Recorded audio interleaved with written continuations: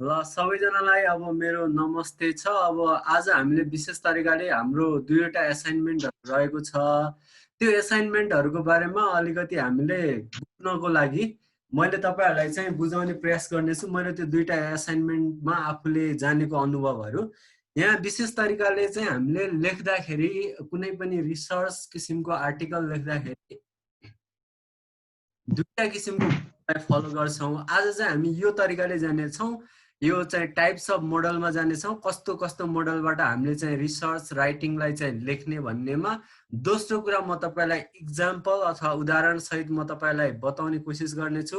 तेस्रो कुरा हामीसँग भएको दुईटा एसाइनमेन्टको इक्जाम्पल नै लेखेर त्यो दुईटा एसाइनमेन्टहरूको टपिकहरूमा हामी अलि डिस्कस गर्नेछौँ। लास्टमा हाम्रो ग्रुप डिस्कसन हुनेछ। म त्यो थर्ड नम्बरमा चाहिँ एसाइनमेन्टहरूको बारेमा केही भन्नेछु, थाहा भएको कुरा। चौथो नम्बरमा गाइडलाइन्सहरू के कस्तो छ एसाइनमेन्टको, तपाईँले चाहिँ अब हाम्रो गुगल क्लासरुममा पनि पढ्न सक्नुहुन्छ। पाँचौँ नम्बरमा यो प्लेजरिजम र डुप्लिकेसीको बारेमा हामीहरू हेर्नेछौँ। के हो त्यो भनेको, किन जरुरी छ हामीले चाहिँ त्यो अब रिसर्च हामीले चाहिँ आर्टिकल लेख्दाखेरि किन जरुरी छ भन्ने। अर्को कुरा चाहिँ साइटेसन्स र रिफरेन्सिङको लागि यो एपिए 6th एडिसनलाई चाहिँ त्यसको सन्दर्भमा चाहिँ केही कुराहरू हामी बेसिक कुराहरू हेर्नेछौँ, किनकि साइटेसनमा त यो धेरै कुराहरू छ। एउटा यो साइटेसनको लागि गाइडलाइन्सको लागि तपाईँको एउटा पिडिएफ नै मिल्छ 15-20 पन्नाको, त्यो साइटेसन कसरी गर्ने भनेर। त्यही भएर हामी डिटेल भन्दाखेरि पनि सामान्य कन्सेप्टमा हामी चाहिँ जानेछौँ साइटेसन चाहिँ कसरी हामी साइटेसन र रिफरेन्स दिने भनेर। ल मैले प्रवेश गरेँ। अब दुई किसिमको मोडलहरू तपाईँलाई म बताउँछु मैले बुझेको। एउटा चाहिँ जर्नल किसिमको मोडल हो, एउटा चाहिँ जर्नल किसिमको मोडल मैले तपाईँलाई भने। अब एकैछिन है, यो स्लाइड अलि उता गाह्रै छ। ल अब किसिमको मोडलमा हामीले चाहिँ पहिलेदेखि हामीले लेख्दै आएको कुरा हो आर्टिकल र निबन्ध र प्रबन्धको कुराहरू। अब यहाँ तपाईँहरू कतिजनालाई थाहा छ, हामीले सामान्य तरिकाले बुझ्दाखेरि निबन्ध अथवा एसे भन्दाखेरि हामीले आफ्नो मनको विचारहरू पनि लेख्न सक्छौँ। तर प्रबन्ध जसलाई हामी आर्टिकल पनि भन्छौँ, त्यसमा चाहिँ के गर्छौँ भनेपछि हामी चाहिँ फ्याक्चुअल कुराहरू बढी लेख्छौँ। अब हामीले चाहिँ यो एकाडेमिक फिल्डमा चाहिँ हामीले यो शैक्षिक क्षेत्रमा चाहिँ बढी जस्तो हामीले लेख्नुपर्ने कुरा चाहिँ आर्टिकलहरू बढी लेख्नुपर्ने हुन्छ। एसे एसे पनि भन्छ, तर त्यो एसे पनि रिसर्च खालको एसे हुन्छ। त्यो एसे पनि एउटा चाहिँ आर्टिकलको फर्मेटको एसे हुन्छ। मैले तपाईँलाई यो जानकारी गराएँ।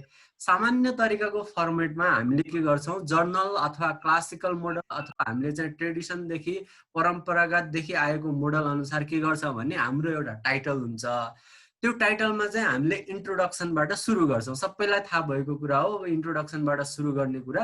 त्यो इन्ट्रोडक्सनमा के कुरा हुन्छ भनेपछि इन्ट्रोडक्सनमा ब्याकग्राउन्ड हुन्छ, त्यसको अवधारणा कहाँबाट आयो भन्ने कन्सेप्चुअल हिसाबको ब्याकग्राउन्ड हुन्छ। अब त्यसको अहिलेको अवस्था, त्यो हामीले लगेको सब्जेक्टमा, त्यो हामीले लगेको टाइटल अथवा टपिकमा कस्तो किसिमको करेन्ट सिनारियो छ, अहिलेको अवस्था कस्तो छ भन्ने कुरा हामी इन्ट्रोडक्सनमा इन्क्लुड गर्छौँ। ल लास्टमा गरेर हामीले इन्ट्रोडक्सनलाई कसरी रिलेट गर्छौँ भनेपछि जो फिल्डमा एउटा हामीले एरिया चुज गर्छौँ यो स्टडी गर्दाखेरि, त्यो स्टडीसँग रिलेट गरेर अहिलेको अवस्था त्यो स्टडीमा हामीले चाहिँ हेर्छौँ। मैले के भने इन्ट्रोडक्सनमा सुरुमा ब्याकग्राउन्डमा जाने, त्यो टपिकको बारेमा चाहिँ कस्तो किसिमको अवधारणा छ, त्यसपछि त्यो टपिकको बारेमा एउटा जर्नल ग्लोबल वेमा चाहिँ कस्तो किसिमको चाहिँ अवस्था छ, र त्यसपछि हामी चाहिँ सेन्ट्रिक भएर हामी चाहिँ केन्द्रित भएर आफ्नो चाहिँ स्टडीतिर कस्तो अवस्था छ त्यो टपिकमा भनेर जान्छौँ। हामी उदाहरणसहित पनि जानेछौँ। अर्को कुरा सिग्निफिकेन्स अथवा रेसनल भन्छ। त्यो भनेको चाहिँ त्यो हामीले गरेको टपिकको औचित्य चाहिँ के छ त, अब त्यो किन आवश्यक छ त, किन गर्नु पर्यो त्यस्तो स्टडी, नगरे हुँदैन, अरू टपिकमा किन गरेनौँ र त्यही टपिकमा किन गऱ्यौँ भनेर त्यो चाहिँ हामीले चाहिँ त्यसको बारेमा औचित्य दर्शाउँछौँ है। यो मैले अवधारणागत यो तपाईँलाई क्लासिकल अथवा सामान्य भन्नुहोस् अथवा कमन किसिमको चाहिँ एउटा राइटिङको चाहिँ एउटा प्याटर्नको फर्मेट बताउँदैछु। अब त्यो रुल नै छैन, 1 नम्बर 2 नम्बरमा यस्तो हुन्छ भन्ने रुल छैन। यो अलि तलमाथि हुनसक्छ। 1 नम्बरको त इन्ट्रोडक्सन रहने नै भयो। यो सिग्निफिकेन्स कसैले तल लेख्छन्, कसैले अब यो टाइप्स। अब त्यसपछि हामीले 3 नम्बरमा हेऱ्यो भने टाइप्स अफ टपिक। अब त्यो टपिक हामीले केही लगेका हुन्छौँ, जस्तै बजेट लग्यौँ भनेपछि बजेटको बारेमा हाम्रो टपिक छ भने बजेटका प्रकारहरू कतिवटा छन्। अब त्यस्तै हामीले चाहिँ विवाहको बारेमा चाहिँ हामीले लेख्दैछ भने कुनै टपिक विवाहका कति प्रकारका विवाह हुन्छन्, त्यस्तो टाइपहरूमा जान्छौँ। त्यसपछि हामीले चाहिँ त्यो टपिक किन हामीले चाहिँ सिलेक्ट गर्यौँ त? त्यसको उद्देश्यहरू के छ त? बजेट छ भनेपछि बजेटको उद्देश्य जसरी पढ्छौँ त्यो टपिकको पनि हाम्रो चाहिँ उद्देश्यहरू के हुन्छ त भन्ने कुराहरू हामी चाहिँ लेख्छौँ लेख्ने क्रममा। त्यसपछि त्यसको स्कोप, कार्यक्षेत्र र त्यसको भूमिका के छ त अब? बजेट बिना बजेटलाई चाहिँ अर्थतन्त्रको मेरुदण्ड नै भन्छ। के अरे रक्त सञ्चार नै भन्छ, किनकि बजेट बिना कुनै पनि काम हुन सक्दैन। त्यसैले त्यसको भूमिका चाहिँ हरेक क्षेत्रमा हुन्छ। त्यसैले चाहिँ हामीले लिएको यो मोडल अनुसार चाहिँ जर्नल मोडल अनुसार, सामान्य मोडल अनुसार हामीले लिएको स्टडीको चाहिँ कार्यक्षेत्र के, त्यसको भूमिका के, त्यो कुरा हेर्छौँ। त्यो कुरा पछि हामीले यी सबै कुरा गरिसकेपछि त्यसपछि हामीले केही न केही त्यसको चाहिँ रिजल्ट निकाल्छौँ, केही न केही नतिजामा पुग्छौँ, हामी केही न केही निचोडमा पुग्छौँ। त्यो निचोडमा गइसकेपछि हामीले चाहिँ अब त्यो स्टडी हामीले चाहिँ केही न केही किसिमको चाहिँ निचोड दिइसकेपछि, केही न केही किसिमको रिजल्ट दिइसकेपछि ट्याक्क हामीले के गर्छौँ भनेपछि सजेसन अथवा रिकमेन्डेसनहरू हामी दिन्छौँ। हाम्रो विचारमा के लाग्छ त? अब त्यो क्षेत्रमा चाहिँ हामीले यस्तो यस्तो अध्ययन गऱ्यौँ, यसरी चाहिँ हामीले अध्ययन गरिसकेपछि हामीले चाहिँ यस्तो किसिमको चाहिँ त्यसको नतिजा पायौँ, यस्तो किसिमको चाहिँ निचोडमा अथवा सारमा आयौँ र त्यसपछि हामीले चाहिँ अब कस्तो किसिमको चाहिँ त्यो क्षेत्रको चाहिँ प्रगतिको लागि, त्यो क्षेत्रको चाहिँ जति पनि उद्देश्यहरू पुरा गर्नको लागि अरू हाम्रो आफ्नो व्यक्तिगत त्यो स्टडी गरेपछि हामीले केही कुरा बुझ्छौँ र त्यसका मार्फत हामीले चाहिँ केही सुझावहरू दिन सक्छौँ। यो भनेको जर्नल मोडल हो। अर्को कस्तो मोडल हुन्छ भनेपछि प्रब्लम बेस्ड मोडल हुन्छ। यो युरोपबाट आएको मोडल हो। यो युरोपका मान्छेहरूले, युरोपका स्कलरहरूले बढी जस्तो चाहिँ के भन्छन् प्र्याक्टिस गर्ने, लेखाइमा प्र्याक्टिस गर्ने मोडल हो। यो संसारमा चाहिँ बढी पपुलर किसिमको मोडल चाहिँ यसलाई मान्छन्। र मैले तपाईँलाई सामान्य किसिमले भने यो जर्नल मोडल अनुसारको हाम्रो एउटा एसाइनमेन्ट पनि छ, प्रब्लम बेस्ड मोडल अनुसारको पनि हाम्रो एसाइनमेन्ट छ। दुईटै किसिमको एसाइनमेन्ट छ। यो दुईटै किसिमको एसाइनमेन्टमा आज हामी डिस्कस गर्नेछौँ। अब प्रब्लम बेस्ड मोडलमा के हुन्छ भनेपछि सुरुमा चाहिँ हामी चाहिँ एकदमै कन्सन्ट्रेटेड केमा हुन्छ भने प्रब्लममा कन्सन्ट्रेटेड हुन्छ। इन्ट्रोडक्सन त त्यो लेख्दाखेरि त प्याटर्नमा त त्यसमा पनि इन्ट्रोडक्सनदेखि नै जाने हो हामी। तर हामी चाहिँ के हुन्छ भने पहिला प्रब्लम के छ त, हाम्रो प्रब्लम के छ त्यो प्रब्लममा जान्छौँ। त्यो प्रब्लममा चाहिँ स्टडी गर्छौँ, त्यो प्रब्लमलाई एनालाइसिस गर्छौँ। जसरी चाहिँ अब के भन्छन् यो पोलिसी नीति बनाउँदाखेरि चाहिँ समस्या के छ, त्यो समस्या मध्ये अब त्यो नीतिलाई चाहिँ कार्यान्वयन मतलब त्यो नीति यस्तो नीति बनाउँछौँ जसले गर्दाखेरि त्यो हाम्रो समस्यालाई समाधान गरोस्। अनि त्यसमा पनि यस्तो बनाउँछौँ त्यो विकल्पहरू मध्ये पनि अति एकदमै उत्तम विकल्प चाहिँ छनौट गर्छौँ। त्यस्तै अब हाम्रो समस्या छ, हामीले त्यो समस्याको गहन अध्ययन गरिसकेपछि त्यसको चाहिँ अब त्यसले कस्तो कस्तो असर पारेको छ त्यसको किसिममा अध्ययन गर्छौँ। अध्ययन गरिसकेपछि एक किसिमको चाहिँ हामीसँग त्यसको प्रभावहरू गरेर चाहिँ त्यसलाई चाहिँ हामी स्टेट गर्छौँ अथवा त्यसलाई चाहिँ बढी अझ वर्णन गर्छौँ अथवा त्यसलाई चाहिँ स्टेटमेन्ट भन्छ, त्यसलाई स्टेटमेन्ट अफ प्रब्लम पनि भन्छ। प्रब्लम हुने भयो, प्रब्लमलाई चाहिँ कस्तो कस्तो परिणामहरू हुन्छन् भनेर त्यसलाई चाहिँ हामी के भन्छन् वर्णन गर्छौँ अथवा त्यसलाई स्टेट गर्ने भयौँ अध्ययन गरेर है। अब त्यो प्रब्लमलाई चाहिँ हामीले सल्भ गर्नु छ। त्यो प्रब्लमलाई चाहिँ हामीसँग यस्तो यस्तो प्रब्लम छ, त्यो प्रब्लमलाई चाहिँ सल्भ गर्दाखेरि हामीले चाहिँ अब कसरी कस्तो किसिमको रणनीति अपनाउने भन्ने किसिमले हामीहरू त्यो तर्फ जान्छ। अब उदाहरण तपाईँलाई दिँदाखेरि जस्तै हामीलाई चाहिँ एउटा समस्या के थियो भनेपछि एउटा अध्ययन तपाईँ लिन सक्नुहुन्छ। 2072 सालमा चाहिँ एकदमै विशाल भूकम्प गएको तपाईँहरू सबैलाई थाहा छ। त्यो हाम्रो समस्या भयो। अब त्यसले कस्तो परिणाम पार्यो त यो काठमाडौँ अथवा यो भूकम्पबाट प्रभावित जिल्लाहरूको चाहिँ कस्तो किसिमको चाहिँ समस्या भयो भनेपछि धेरैका घरहरू भत्किए, कतिका चाहिँ अब त्यो भवनहरू भौतिक संरचनाहरू भत्किए र त्यसले गर्दाखेरि जनजीवनमा एकदमै व्यापक किसिमले चाहिँ नकारात्मक असर पर्यो।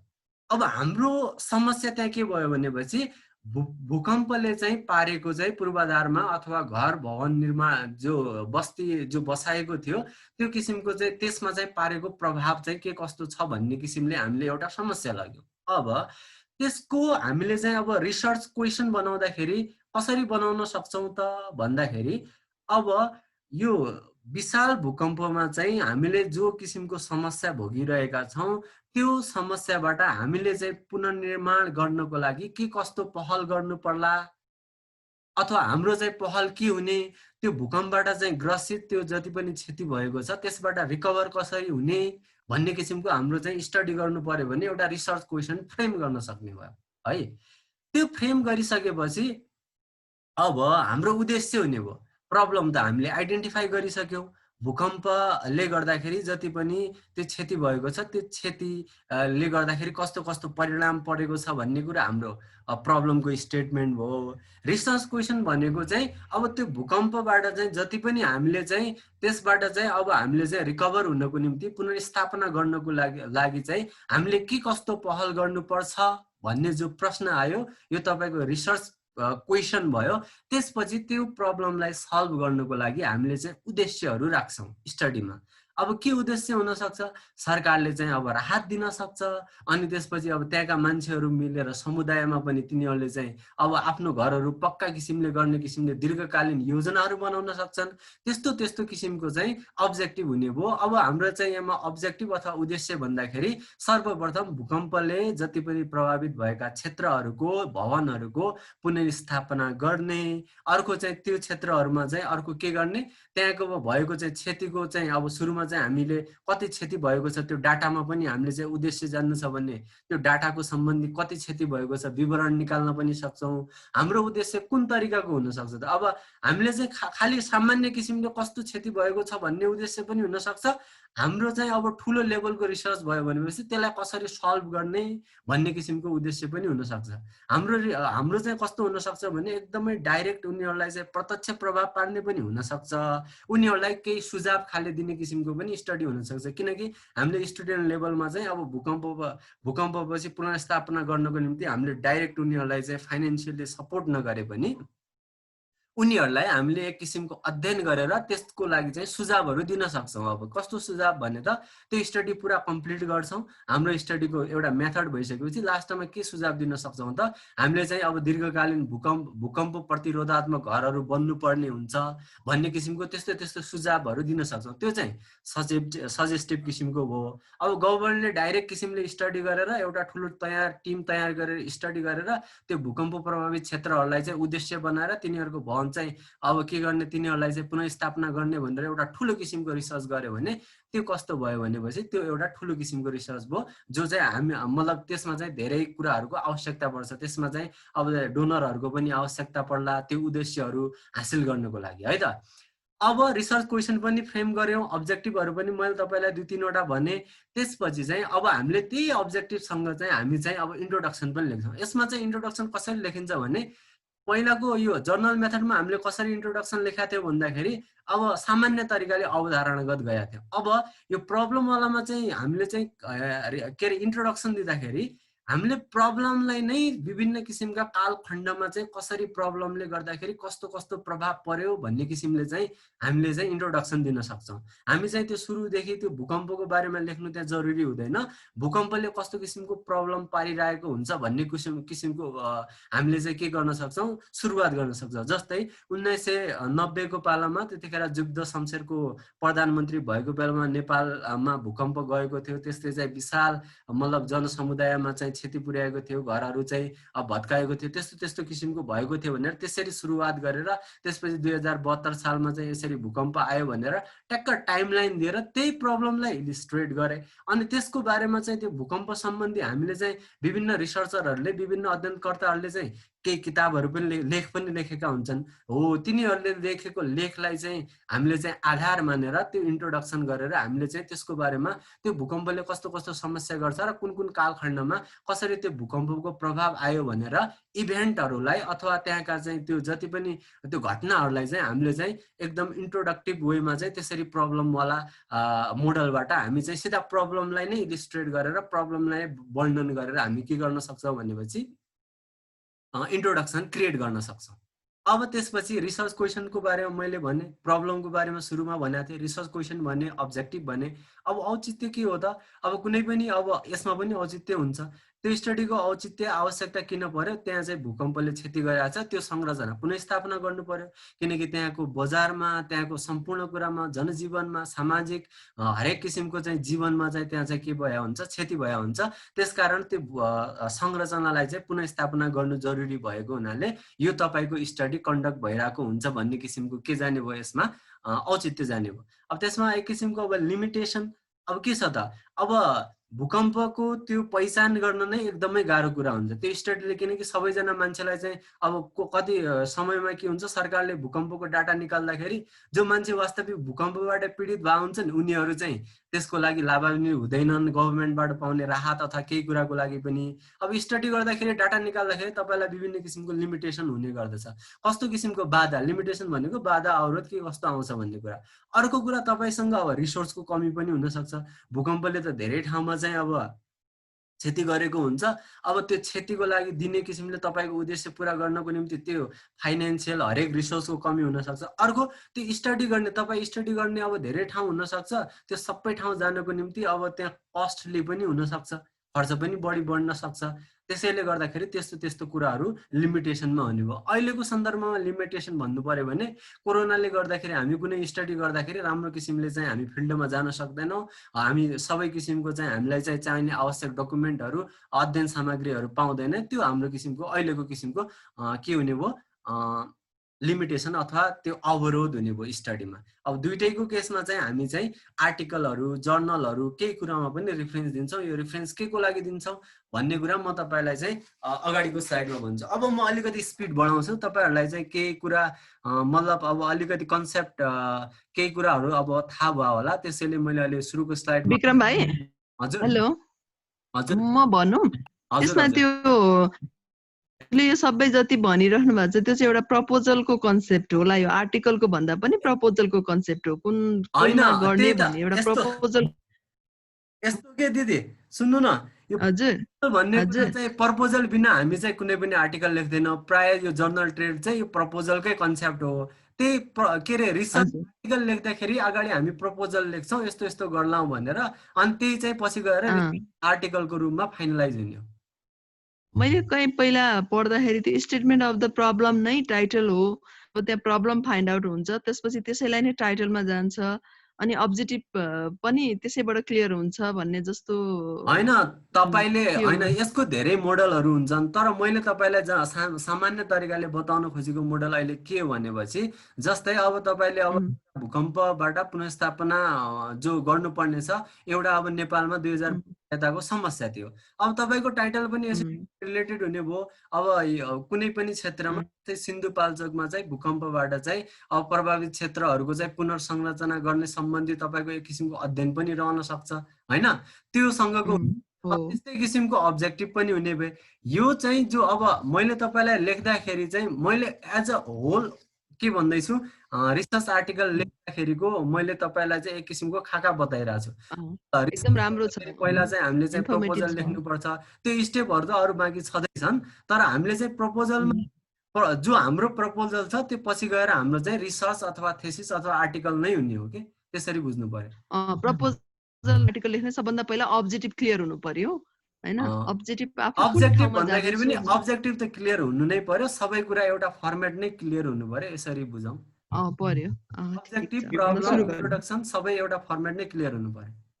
विक्रम सर, हजुर, एउटा त्यो रिसर्च क्वेसनमा छ नि, रिसर्च क्वेसनमा हजुर, अनि त्यसमा चाहिँ यो त्यसको लेख्दाखेरि सेन्टेन्सको तरिकाले लेख्ने कि अथवा होइन होइन सर, क्वेसन भनेको जहिले पनि क्वेसन मार्क गरेकै हुन्छ, क्वेसनकै फर्मेटमा हुनुपर्छ, क्वेसनकै फर्मेटमा हुनुपर्छ हैन। एकदमै है। अब यो प्रपोजल र आर्टिकलको बारेमा त्यस्तो अब कन्फ्युजन छैन होला जस्तो लाग्छ। हामीले चाहिँ सुरुमा प्रपोजल गर्छौँ, एउटा तयार मोटामोटी कसरी जाने भन्ने एउटा मतलब हामीले चाहिँ टेन्टेटिभ एक किसिमको ड्राफ्ट गर्छौँ। त्यही ड्राफ्ट हाम्रो पनि अब हरेक ठाउँमा प्रपोजल हुन्छ। कुनै नीति बनाउँदाखेरि पनि सुरुमा ड्राफ्ट हुन्छ, त्यो ड्राफ्ट पास भयो भनेपछि बल्ल नीति बन्ने हो। त्यस्तै हाम्रो रिसर्च गर्दाखेरि पनि आर्टिकलमा प्रपोजल हुन्छ, त्यो प्रपोजल एप्रुभ भएर पछि चाहिँ एउटा आर्टिकलको रूपमा अथवा थेसिसको रूपमा बन्ने हो। अब मैले तपाईँलाई डेमो दुईटा इक्जाम्पल प्रस्तुत गर्छु एकदमै छोटकरीमा। अब सामान्य किसिमको उदाहरणको तपाईँलाई व्यवहारिक उदाहरणको इक्जाम्पल बताउँदाखेरि सामान्य किसिमको विवाहको एउटा टपिक छ। त्यो टपिकमा तपाईँले सामान्य मोडलबाट तपाईँले एउटा आर्टिकल लेख्नुभयो अथवा प्रपोजल आर्टिकल जे लेख्नुभयो। अब आर्टिकलमा पनि यो सबै कुरा हुन्छ। अब प्रपोजल के हो भनेपछि म यसरी लेख्छु भन्ने कुरा प्रपोजलले भन्छ भने आर्टिकल चाहिँ एउटा फाइनल फर्मेट हो, फाइनल फर्म हो भनेर बुझ्नु पर्यो है। अब प्रपोजलबाट आर्टिकलमा चाहिँ आर्टिकल प्रस्ताव हो, अनि त्यसपछि के अरे प्रपोजल प्रस्ताव हो, आर्टिकल भनेको फाइनल फर्म हो। अब प्रपोजल भन्दा फरक कुरा त आर्टिकलमा पक्कै पनि हुँदैन, बरु त्यो प्रपोजल भन्दा केही कुराहरू रिजल्टहरू अरू कुराहरू थपिएको हुन्छ हैन। आज चाहिँ यो हाम्रो चाहिँ अब 10 मिनटको मेसेज आयो, अलिकति मैले यो चाँडो सकाउनु पनि पर्ने भयो। अब कनेक्सन लस्ट भयो भनेपछि अलिकति अब तपाईहरुले दुःख गरेर रिकनेक्ट गरिदिनु होला है त। अब सुन्नुस् है त, डेमो उदाहरणमा सामान्य तरिकाले एउटा विवाहको टपिकमा हामीले चाहिँ एउटा कुनै आर्टिकल लेख्नु छ है त। आर्टिकल लेख्नु छ भनेपछि के गर्छौं भने अब हामीले गएका छौं अब सामान्य मोडलमा विवाह भनेको के हो भनेर हामी चाहिँ त्यसरी जान्न सक्छौं। अब परम्परागतदेखि यसरी विवाह भनेको जसरी अब महिला मान्छे अनि लोग्ने मान्छेको बीचमा अब समाजमा चाहिँ एउटा स्वीकारिएको एक किसिमको परम्परा हो, एक किसिमको रीतिरिवाजको रूपमा आएको एउटा सामाजिक मूल्य मान्यता हो। सुरुमा यसरी भयो अनि यस्तो किसिमले यसको विकास क्रम भयो भनेर त्यसरी ब्याकग्राउन्डमा जाने भयौं, त्यसको प्रकारमा जान सक्छौं हामी। अब अहिलेको अवस्था कस्तो छ विवाहको त्यसलाई पनि अलिकति इलिस्ट्रेट गरेर हाम्रो स्टडी एरिया कुन एरियामा चाहिँ हामीले विवाहको स्टडी गर्ने हो त्यो टपिकमा त्यो एरियामा गएर के गर्ने भयौं कि त्यसको बारेमा अहिलेको अवस्था लेखेर विवाहका प्रकारहरू हामी भन्ने भयो। कस्तो प्रकारको विवाह हुन्छ, अब माविकी विवाह हुन्छ, भागी विवाह हुन्छ, अब के विभिन्न किसिमको जो विवाह छ त्यस्तो प्रकार लेख्ने भयो। त्यसपछि अब यी माथिकै मोडल अनुसार जनरल मोडल अनुसार जाँदाखेरि त्यसपछि अब मैले प्रकार पनि भनिसके, इन्ट्रोडक्सन भयो। अब औचित्य के छ, विवाह गर्नुको औचित्य के हुन्छ, अब एउटा सिंगल जीवनबाट एउटा चाहिँ हामी पारिवारिक जीवन जिउनको निम्ति त्यो औचित्य छ। एउटा अब मान्छे विवाह गरिसकेपछि अलि मान्छेमा अब केही किसिमको सुधारहरू पनि हुन्छ भन्छन्, त्यस्तो औचित्य त्यो आवश्यकताको कारणले गर्दाखेरि त्यो औचित्यको कारणले गर्दाखेरि विवाह हुने गर्दछ भन्ने किसिमले चाहिँ हामी त्यसरी चाहिँ त्यसको औचित्य प्रष्ट गर्न सक्छौं। अब उद्देश्य पनि त्यही हुन सक्छ। अब औचित्य भनेको त्यसले के गर्छ भनेपछि औचित्य र यो उद्देश्य सिमिलर टाइपको हुन्छ। औचित्य अथवा सिग्निफिकेन्सलाई हामीले स्टेटमेन्टको रूपमा लेख्छौं भने औचित्य के अरे अब्जेक्टिभलाई चाहिँ हामीले ठेट तरिकाले लेख्न सक्छौं। अब जस्तै तपाईले एउटा विवाह सेरेमोनीमा जानुभयो भनेपछि तपाईको औचित्य के हुने भयो त, त्यहाँ मतलब त्यो तपाईको त्यहाँमा औचित्य के हुने भयो, तपाईले त्यहाँ विवाहमा एउटा सामाजिक मूल्य मान्यता भएर तपाईले त्यहाँ जानुपर्छ, त्यहाँ अटेन्ड गर्नुपर्छ, किनकि त्यो भोलि पनि तपाईहरुको पनि त्यस्तो प्रोग्राम हुँदाखेरि मान्छेको आदान प्रदान हुनुपर्छ समाजमा भन्ने किसिमको एउटा औचित्य भयो। उद्देश्य के हुने भयो त, जस्तै अब तपाई महिलाको विवाहमा गए भए तपाईले कन्यादानको लागि जान सक्नुहुन्छ। अब कोही कोठामा बस्ने मान्छे छन् भनेपछि विवाहमा जानुको उनको उद्देश्य के हुन्छ भनेपछि अब खाना पका हुन्छ अनि विवाहमा गएर खाउँ भनेर आया पनि हुन सक्छन्। कोही मान्छे विवाहमा जान्छन् कोही उद्देश्यले, अब त्यहाँ जाउँ मजाले पार्टी गर्न पाइन्छ, अब पार्टी गर्नको लागि पनि उद्देश्य हुन सक्छ। अनि कोही मान्छे जान्छन् अब उद्देश्य अनुसार, अब त्यहाँ अब कसैको गर्लफ्रेन्ड बोयफ्रेन्ड पनि आएर होला, त्यस्तो उद्देश्यले पनि जान्छ, त्यो उद्देश्य भयो। अब त्यहाँको कार्यक्षेत्र अथवा त्यहाँको रोल भनेको अब त्यो विवाहको कस्तो किसिमको भूमिका हुने भयो। अब तपाईहरुले अब सबै थाहा भएको, मैले यो उदाहरण किन दिएको भनेपछि तपाईलाई यो उदाहरणबाट पछि अब आफ्नो चाहिँ हाम्रो चाहिँ रिसर्च आर्टिकलमा चाहिँ बुझ्नको लागि सजिलो होस् भनेर, किनकि कतिजना मान्छेलाई त यो कस्तो हुन्छ भन्ने एकदमै गाह्रो लागेर कस्तो भन्ने कुरा त्यो बुझ्न नै गाह्रो भा हुन्छ। अब भूमिका के हुने भयो त, अब विवाहमा चाहिँ अब त्यहाँ एउटा विवाह भनेको त्यहाँ अब मेन दुलहीको के भूमिका हुन्छ, दुलहाको के भूमिका हुन्छ, त्यहाँका जो मान्छे विवाह गराउने घरका मान्छेको के भूमिका हुन्छ, किनकि उनीहरूले कसरी रिसेप्सन गर्ने, कसरी स्वागत गर्ने, त्यो सम्पूर्ण भूमिकाहरू हामीले त्यहाँ चाहिँ बुझ्न सक्छौं एउटा विवाहको उदाहरणबाट। अर्को किसिमको अब रिजल्ट, अब तपाईँ विवाहमा जानुभयो अनि त्यसपछि तपाईले अब कन्यादानको हिसाबले जानुभयो भनेपछि त्यहाँ केही गिफ्ट थाली अथवा कुनै किसिमको गिफ्ट लगेर जानुभयो, त्यो पुरा गर्यो भनेपछि एक किसिमको विवाह सम्पन्न भयो, तपाईले यस्तो किसिमले गर्नुभयो। अब एज अ होल कन्क्लुजनमा के पुग्नु हुने भयो, कन्यादान सफल भयो, एक किसिमको कन्क्लुजन आउने भयो। अब तपाईँ खानाको उद्देश्यले जानुभएको थियो, रुममा बसेर पकाउन अल्छी लागेर भनेर तपाईले खाना पाउनु भयो भनेपछि तपाईको कन्क्लुजनमा एकदमै त्यो रिजल्ट चाहिँ सक्सेसफुल नै हुने भयो। हैन भनेपछि तपाईको एक किसिमले चाहिँ कन्क्लुजनमा चाहिँ त्यहाँ गएको चाहिँ निचोड चाहिँ एक सन्तोषजनक हुने भएन। अब कसैले चाहिँ पार्टीको लागि गएको थियो, त्यहाँ पार्टी भयो भनेपछि त्यसको चाहिँ निचोड चाहिँ अब सन्तोषजनक हुने भयो। भएन भने त्यहाँ चाहिँ अब उसको चाहिँ के हुने भयो, उद्देश्य पुरा भएको हुने भएन।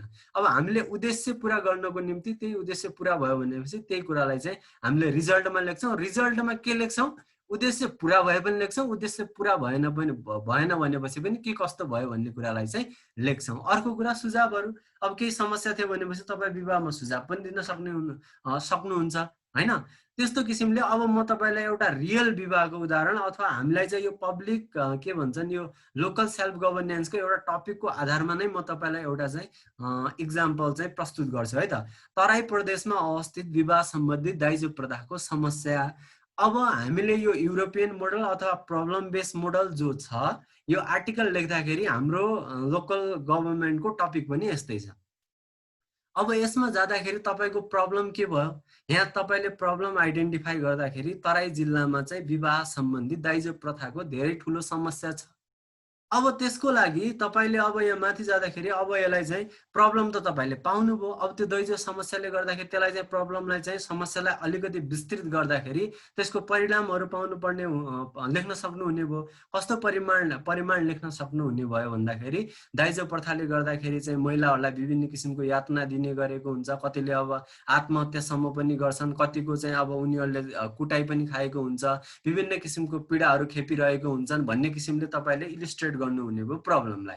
अब तपाईको रिसर्च क्वेसन कसरी बन्न सक्ने भयो भनेपछि के तराई प्रदेशमा भएको विवाहमा दाइजो प्रथा सम्बन्धी जो रीतिरिवाज छ त्यसलाई नियन्त्रण गर्न सकिन्छ कि हामीले त्यसलाई नियन्त्रण गर्नको निम्ति सरकारले अथवा त्यहाँको व्यक्तिगत तहले कुनै किसिमको पहल गर्न सम्भव छ अथवा सकिन्छ भन्ने किसिमको चाहिँ एक किसिमको क्वेसन बन्ने भयो, तपाईको रिसर्च क्वेसन बन्ने भयो। त्यो क्वेसन बनिसकेपछि तपाईको मुख्य उद्देश्य के हुने भयो भनेपछि त्यस क्षेत्रमा भएको जति पनि दाइजो प्रथाबाट भएका जति पनि नकारात्मक असरहरू छन् सकेसम्म त तपाईको उद्देश्य चाहिँ के हुने भयो भनेपछि त्यो दाइजो प्रथालाई नै हटाउनु पर्ने हुने भयो। नसके पनि त्यसबाट हुने जति पनि नकारात्मक जति पनि असरहरू छन् त्यसलाई नियन्त्रणसम्म त गर्न सकिन्छ हो। त्यसको निम्ति तपाईको के हुने भयो, उद्देश्यहरू हुने भयो। के हुने भयो, दाइजो प्रथामा दाइजो विवाहमा हुने तराई जिल्लाको विवाहमा हुने दाइजो प्रथामा भएका जति पनि दाइजो प्रथाबाट उत्पन्न जति पनि समस्याहरू तिनीहरूलाई नियन्त्रण गर्ने भन्ने किसिमको तपाईको उद्देश्य हुने भयो। अनि तपाईले स्टडी गर्न थाल्नु हुने भयो। अब तपाईले अब त्यसको इन्ट्रोडक्सन दिँदाखेरि अब अलि सामान्य तरिकाले विवाहको बारेमा गएर विवाहको प्रकार मध्ये अब एक किसिमको चाहिँ यो विभिन्न क्षेत्रगत तरिकाले जान सक्नुभयो। तराईमा यस्तो यस्तो किसिमको रीतिरिवाज हुन्छ, त्यो रीतिरिवाजमा विवाहमा दाइजो प्रथा पनि एक किसिमको रीतिरिवाज हो। अब यसको सामाजिक मूल्य मान्यता हुनका बावजुद पनि के हुन्छ भन्दाखेरि त्यो दाइजो प्रथाले यस्तो यस्तो किसिमको चाहिँ प्रभाव देखाएको छ। तपाईले स्टडी गरेको, तपाईले एउटा क्षेत्र लग्नुहुन्छ स्टडी गर्नको निम्ति त अब त्यो बिना स्टडी एउटा क्षेत्र बिनाको स्टडी लग्नु भयो भनेपछि धेरै गाह्रो हुन्छ। त्यही भएर सिस्टमेटिक स्टडीमा एउटा क्षेत्र तोक्छन्, तपाईले एउटा जिल्ला एउटा समुदाय एउटा गाउँपालिकामा लग्नुहुने भयो। त्यो ठाउँको बारेमा तपाईले लेख्नुहुने भयो, कस्ता कस्ता इभेन्टहरू भयो, त्यहाँ चाहिँ विवाहले गर्दाखेरि कति मान्छेले यातना पाए, कति मान्छेले कुटाइ पाए, कति मान्छेले आत्महत्या गर्नुभयो।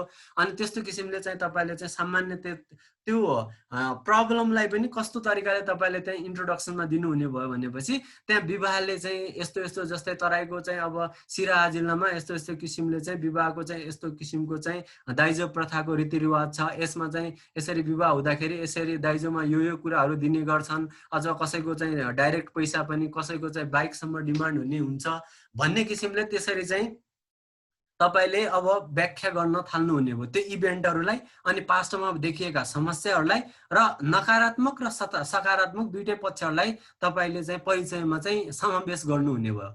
अब मलाई लाग्छ अब सबै विषयको चाहिँ नकारात्मक र सकारात्मक पक्षहरू नहुन पनि सक्छ। त्यसैले अब दाइजो प्रथाको त बढी जस्तो नकारात्मक पक्ष हुन्छ, यस्तो यस्तो नकारात्मक पक्ष रहेको छ भनेर तपाईँको 1 पेजसम्मको इन्ट्रोडक्सन त मजाले बन्छ। अब दाइजो प्रथामा कसैले अध्ययन गरेको छ भने उसको अध्ययनलाई पनि हामीले चाहिँ के गर्न सक्छौँ, त्यो अध्ययनबाट पनि हामीले केही कुरा थाहा पाएर त्यो इन्ट्रोडक्सन अथवा परिचयमा थप्न सक्छ। उसले गरेको यस्तो यस्तो किसिमको अध्ययन भएको थियो, उसले चाहिँ यसरी सुरु गरेको थियो अध्ययनको भनेर इन्ट्रोडक्सनमा चाहिँ हामीले अरूको कुराहरूलाई पनि कसरी त्यो इभेन्टमा चाहिँ एउटा चाहिँ टाइमलाइन जस्तो बन्छ, त्यो टाइमलाइनको कुराहरू हामीले चाहिँ यहाँ इन्ट्रोडक्सनमा लेख्न सक्छौँ यो के अरे प्रब्लम बेस्ड मोडलमा है त। अनि अब अहिलेको अवस्था कस्तो छ, अहिलेको अवस्थामा पनि त्यो दाइजो प्रथाले गर्दाखेरि विभिन्न किसिमका चाहिँ अब समस्याहरू परेका छन्। जस्तै अब छोरी मान्छेको विवाह गर्दाखेरि अब प्यारेन्ट्सहरूलाई विभिन्न किसिमको समस्या हुने, पैसा अथवा विभिन्न किसिमको चाहिँ त्यो विवाह गर्दाखेरि बाधा हुने, विवाह गर्नुभन्दा अगाडि र विवाह गर्नुभन्दा पछाडिका विभिन्न किसिमका समस्याहरू तपाईँ जति पनि एक्सप्लेन गर्न सक्नुहुन्छ हैन। अब तपाईँ कुनै पनि सरकारी निकायबाट तथ्याङ्क सहित पाउन सक्नुहुन्छ यो त्यो दाइजो प्रथाको नाममा भएका विभिन्न किसिमका चाहिँ मतलब समस्याहरू जति पनि हुन्छन् त्यो समस्या सम्बन्धी